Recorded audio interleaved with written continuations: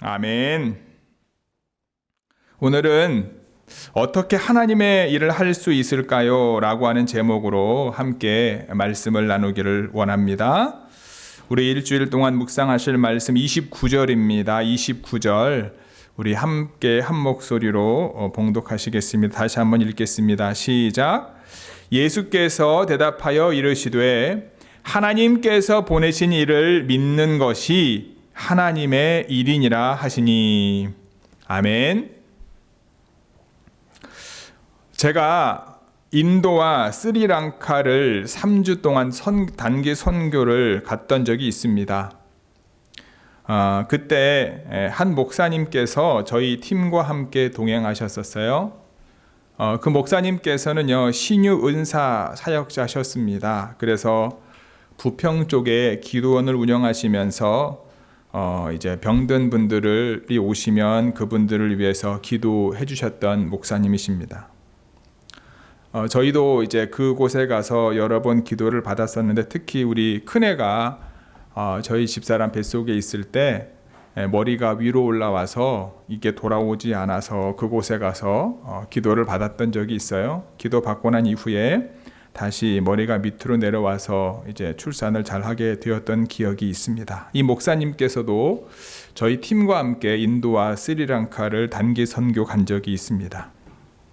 선교지에 가서 음향을 설치하고 단기 선교팀이 준비했던 태권도와 그리고 월십들을 공연을 했습니다. 인도 현지 사람들이 많이 모여들었어요. 사람들이 많이 모이자 현지 선교사님이 하나님의 말씀을 전하셨고, 그 이후 현지 사람들이 어떤 이 신유은사 사역자 목사님으로부터 기도를 받게 하기 위하여 이제 사람들이 몰려올 수 있도록 순서적으로 잘 어레인지를 했습니다. 많은 현지인들이 그 목사님께 기도를 받고 치유를 받았습니다. 그러던 중에 한 현지인이 저희 팀원에게 다가와서 이렇게 물었어요. 저 사람처럼 신유 능력을 받으려면 어떻게 해야 하는지, 돈이 얼마나 필요한지를 물었습니다. 저희는 저 능력은 돈으로 살 수 있는 것이 아니다, 하나님께서 주시는 능력이다라고 이야기를 했던 기억이 납니다.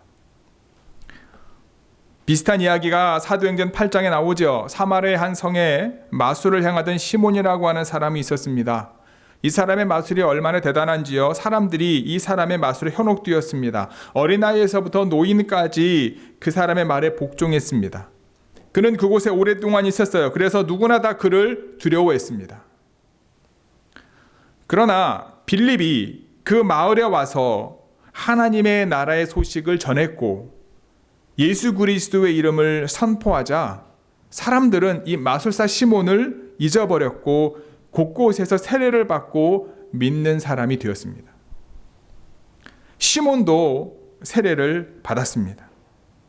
그런데 나중에 베드로와 요한이 그곳에 와서 그들이 성령을 받도록 안수기도를 하자 그들이 성령을 받았어요. 마술사 시몬은 사도들이 안수만으로 성령을 받게 하는 것을 보고 흥분하고 놀랍니다. 그래서 돈을 꺼내며 당신들의 비밀을 내게 파십시오. 어떻게 했는지 알려주십시오. 얼마면 되겠습니까? 부르는 대로 드리겠습니다. 라고 그 능력을 사려고 합니다. 베드로가 시몬에게 다음과 같이 말하죠. 당신은 돈과 함께 망할 것입니다. 하나님의 선물을 돈으로 사려고 하다니 이 터무니없는 짓입니다. 흥정을 하고 뇌물로는 하나님이 하시는 일을 절대로 참여할 수 없소. 지금 당장 당신의 행실을 고치시고 하나님을 돈벌이로 이용하려고 했던 것을 용서해달라고 주님께 기도하십시오. 라고 말합니다.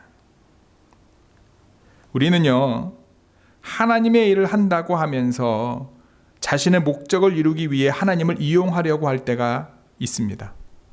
겉으로 보이는 우리의 삶은 하나님의 일을 하는 것처럼 보이지만 우리의 속마음은 자신의 목적을 이루기 위할 때도 있습니다.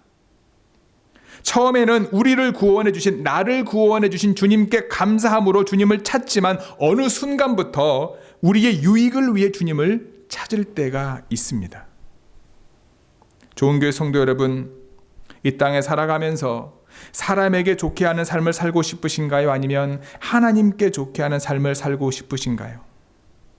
여러분은 사람을 기쁘시게 하는 삶을 살고 싶으신가요? 아니면 하나님을 기쁘시게 하는 삶을 살고 싶으신가요? 하나님께 좋게 하는 삶, 그리고 하나님을 기쁘시게 하는 삶을 사는 여러분과 제가 되기를 주님의 이름으로 축복합니다. 우리는 사람의 일을 통하여 하나님을 기쁘시게 할 수 없습니다. 우리는 하나님의 일을 통해 하나님을 기쁘시게 할 수 있어요. 그래서 오늘은 주어진 본문을 통해 하나님의 일을 하기 위해 어떻게 우리가 해야 되는지에 대해서 알아보도록 하겠습니다. 첫 번째, 하나님의 일을 하기 위해서는요, 우리가 예수님을 찾는 이유를 분명히 알아야 합니다. 우리 26절 같이 읽어볼까요? 26절 시작. 예수께서 대답하여 이르시되 내가 진실로 진실로 너희에게 이르노니 너희가 나를 찾는 것은 표적을 본 까닭이 아니요 떡을 먹고 배부른 까닭이로다. 아멘. 오늘 본문의 무리들은 예수님을 찾았습니다. 이 무리들은 오병이어를 경험했던 사람들이었습니다. 그들은 제자들과 예수님이 사라진 것을 알고 곧 배들을 타고 예수님을 찾으러 바다 건너 가버나움으로 왔습니다. 그곳에서 예수님을 만났어요. 예수님께 묻습니다. 랍비여, 언제 여기 오셨습니까? 예수님께서는 자신에게 질문을 던지는 그들에게 말합니다. 너희가 나를 찾는 것은 표적을 본 까닭이 아니요 떡을 먹고 배부른 까닭이다. 우리가 지난주에 나누었던 6장 14절에 보면 그 사람들이 예수께서 행하신 이 표적을 보고 말하되 이는 참으로 세상에 오실 그 선지자라 하더라. 그들은 그 예수님이 보여주신 표적을 통하여 그분이 하나님이 보낸 사람임을 알고 있었습니다. 그래서 그분을 왕으로 모시려고 했어요. 오병이어의 기적은 무리들에게 표적이었습니다. 단순한 기적이 아니라 예수님께서 누구이신지를 나타내는 표적이었습니다. 그 표적을 통해 그들은 하나님을 잠시 보았습니다. 그래서 아까 말씀드렸던 것처럼 예수님을 임금으로 삼으려고 했던 거죠. 하지만 오늘 본문에서 예수님께서 무리들에게 뭐라고 말씀합니까? 너희가 나를 찾는 것은 표적 때문이 아니라 떡을 먹고 배불렀기 때문이다. 그들은 값없이 떡을 배불리 먹었기 때문에 예수님을 찾았습니다. 예수님께서는 그들의 중심을 아셨습니다. 예수님께서는 하나님의 아들이심을 보여주신 표적을 경험했음에도 불구하고 그들은 오병이어의 기적을 통해 그들의 배가 불렀기 때문에 예수님을 찾아왔던 겁니다. 사도행전 8장에서의 마술사 시몬을 생각해 보십시다. 그는 빌립을 통해 세례를 받았어요. 여러분, 우리는 세례를 받을 때 예수 그리스도를 구주로 고백합니다. 그렇죠? 앞으로 예수님께서 내 삶의 주인된 삶을 살기로 결단합니다. 이제부터 그리스도인으로 살기로 결단을 하지 않습니까? 그리고 난 다음에 세례를 주잖아요.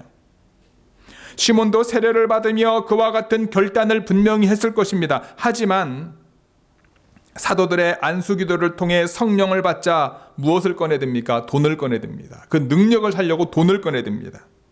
그 비밀을 알기를 원했습니다. 하나님의 능력을 돈으로 사라고 했던 시몬에게 사도들은 회개하라 라고 말합니다. 시몬은 비록 물세례를 받았지만 예수님께서 그의 삶의 주인된 삶을 살기보다 자신의 목적을 이루기 위해 그분께 나아왔고 자신의 경험해보지 못한 성령의 능력을 보자 그 목적을 돈으로 사려고 했던 것입니다. 우리는 그리스도인으로 살면서 자기 입맛에 맞는 기호식품만 찾는 기복신앙을 바라는 경우가 있습니다. 기복신앙은 결국 영적 건강을 잃어버리게 만듭니다.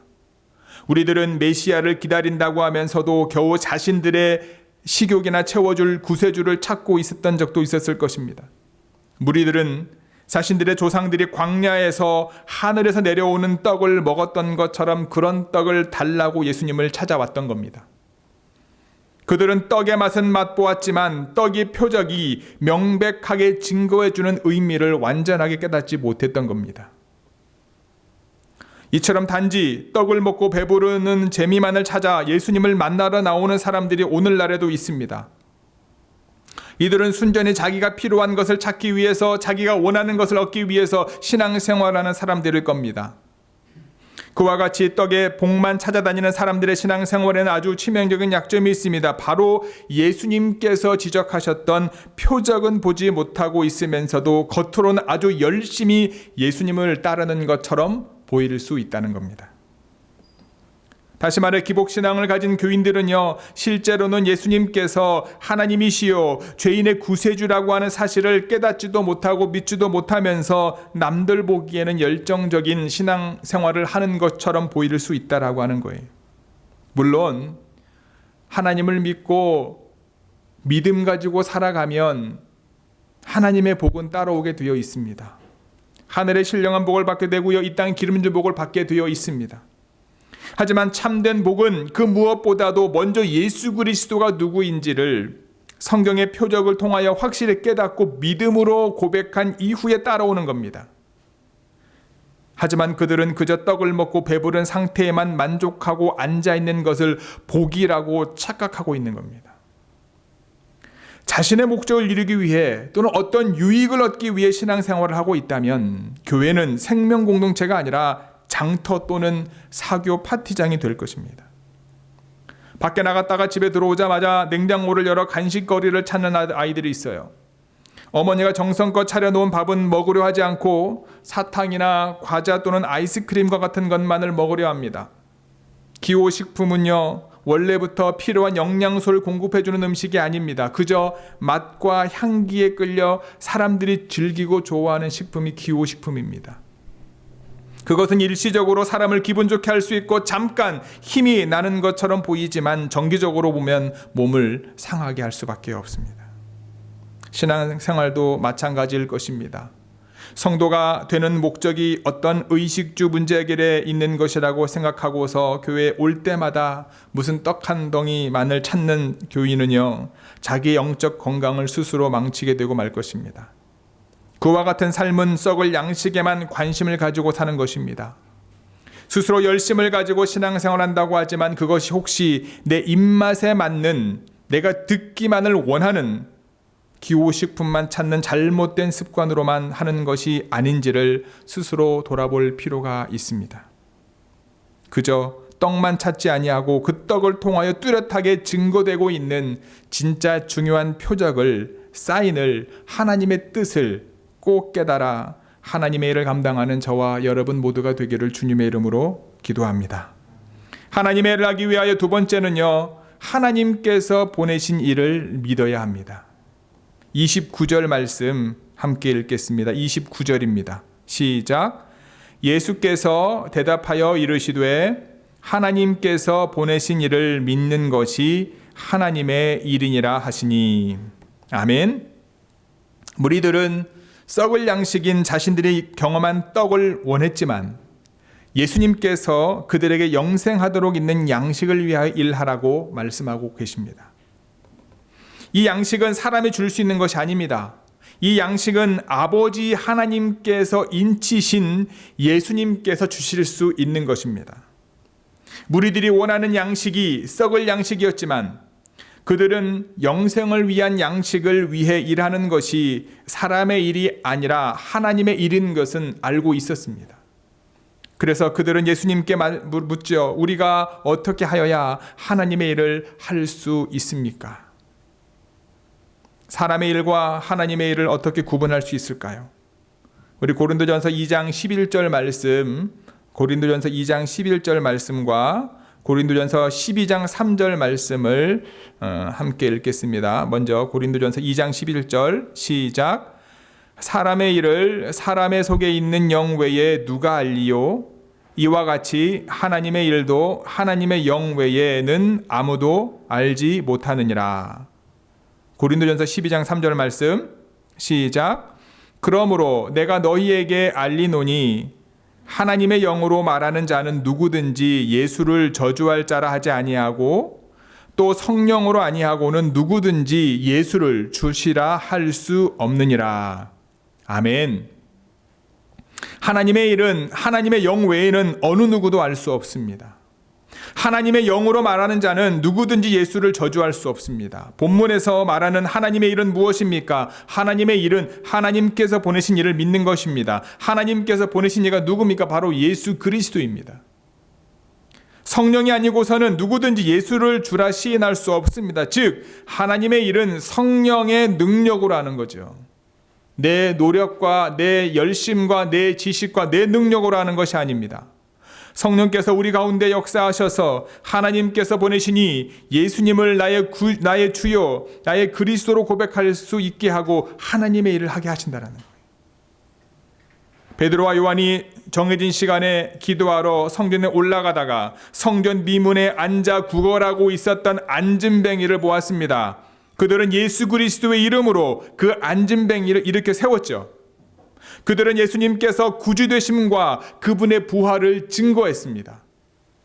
관리들과 서기관들 그리고 제사장들과 대제사장들이 그들이 종교재판을 세워놓고 신문합니다.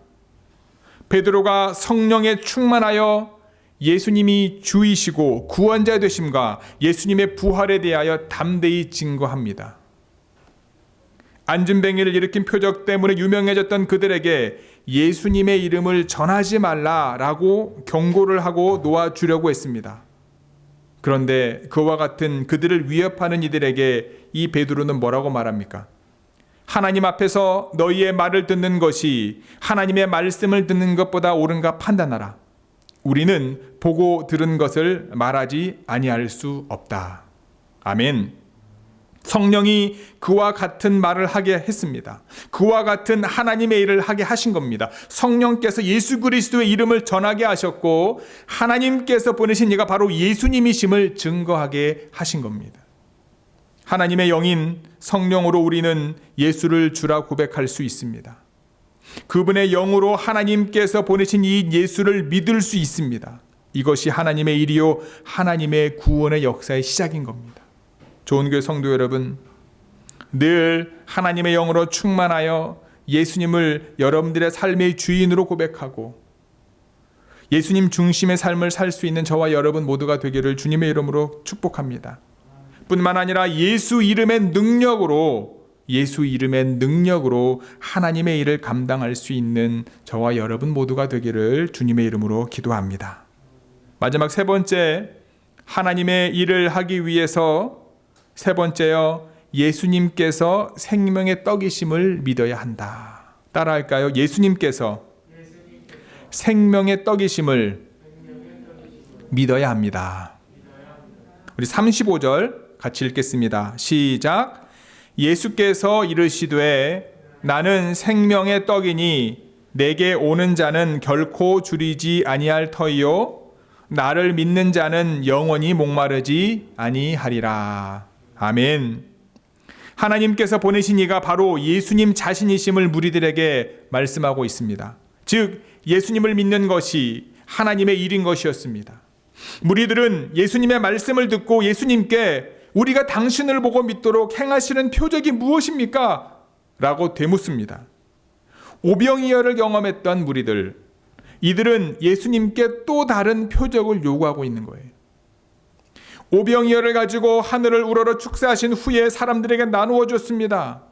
이 표적을 통해 하나님께서 보내신 이가 바로 예수님이심을 그들에게 알리셨습니다.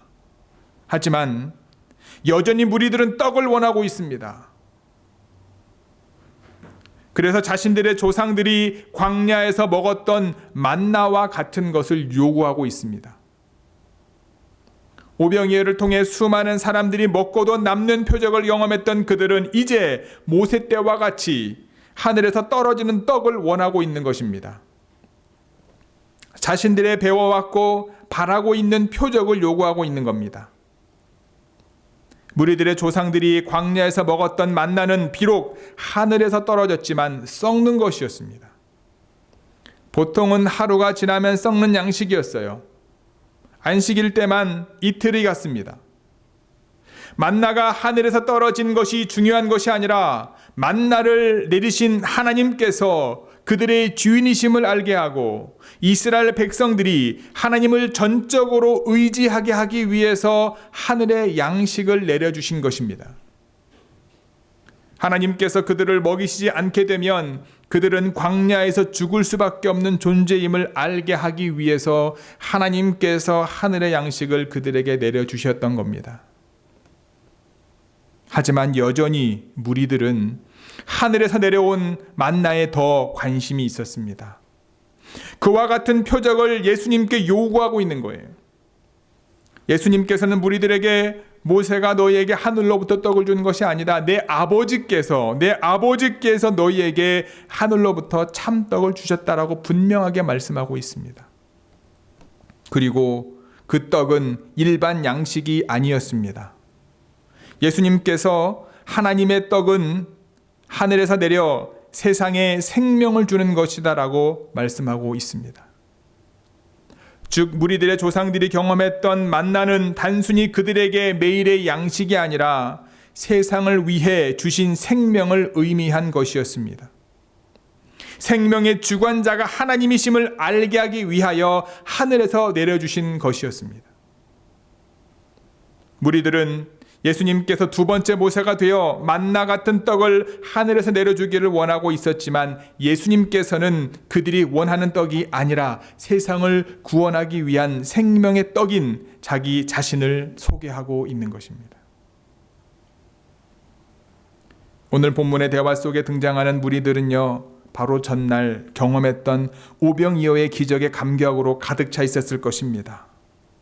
그들은 자신들의 배고픔을 해결해 주었던 떡을 원하고 있었습니다. 그 떡은 잠깐의 배고픔은 해결해 줄 수 있는 것이었습니다. 사실 매일 그 떡이 없으면 생명을 길게 연장하는 것이 쉽지 않습니다.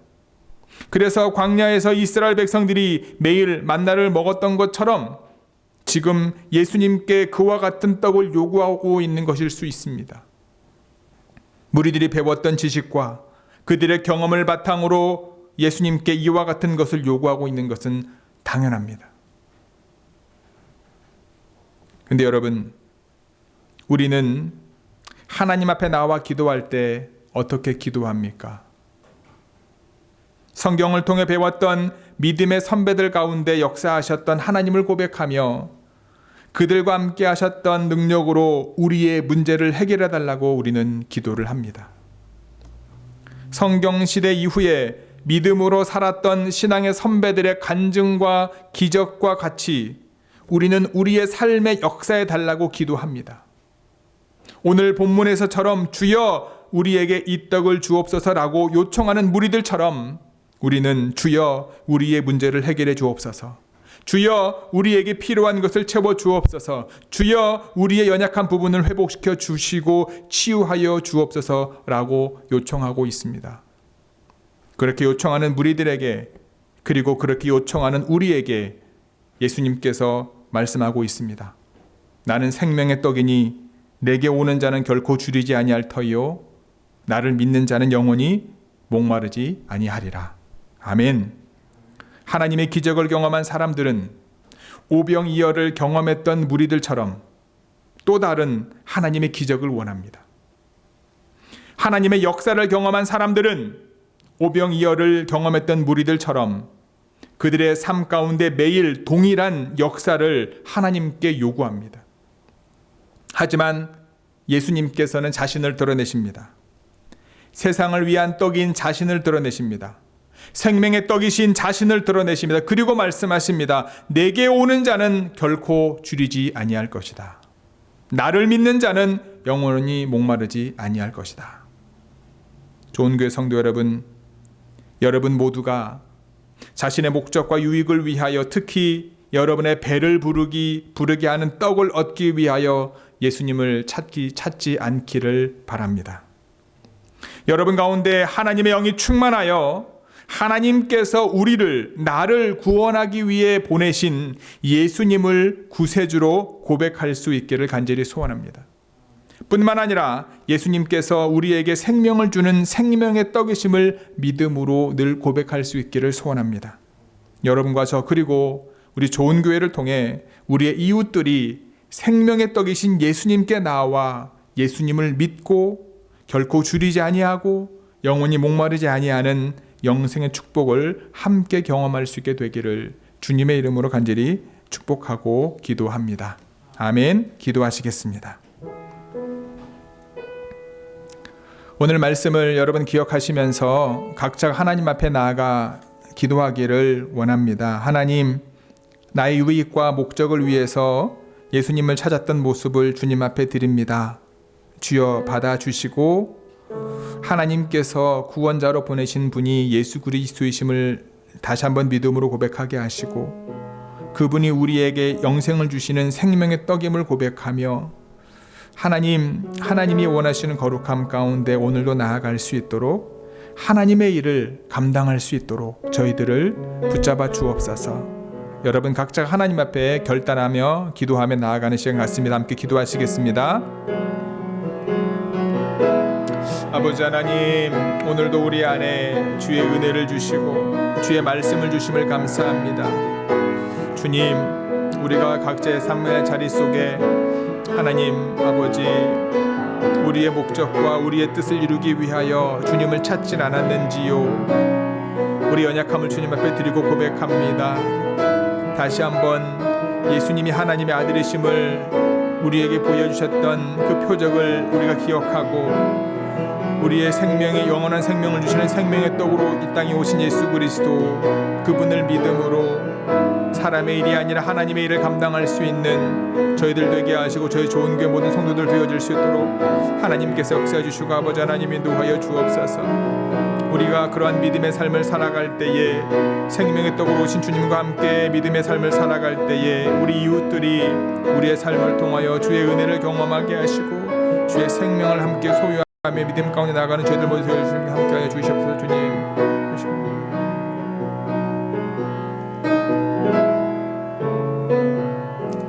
하나님, 저희들을 사랑해 주시고 믿음 안에 품어 주시고 오늘도 주님 앞에 서게 하심을 진심으로 감사합니다. 주님, 이 시간 나의 유익과 목적을 위하여 예수님을 찾았던 우리 연약함을 주님 앞에 드립니다.